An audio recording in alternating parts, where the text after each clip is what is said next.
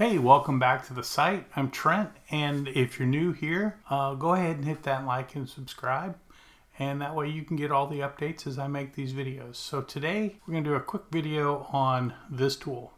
This is the whip finish tool, one of the most frustrating tools in fly tying. But sit back, enjoy yourself. We're going to take some of the mystery out of how to use this tool. So the first thing I'm going to do is I'm just going to go ahead and start my thread on the hook.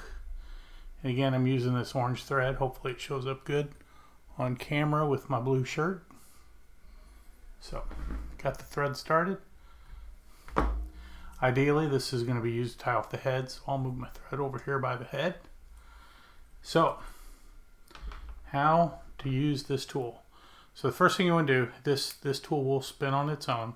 So pinch it right up here where the silver and that brass fitting meet.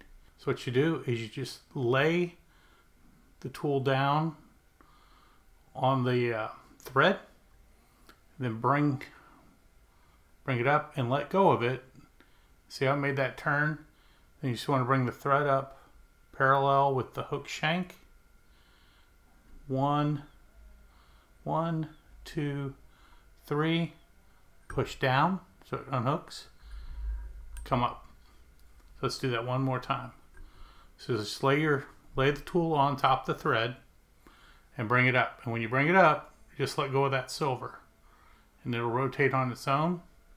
Just come over, 1, 2, 3, push down, pull up.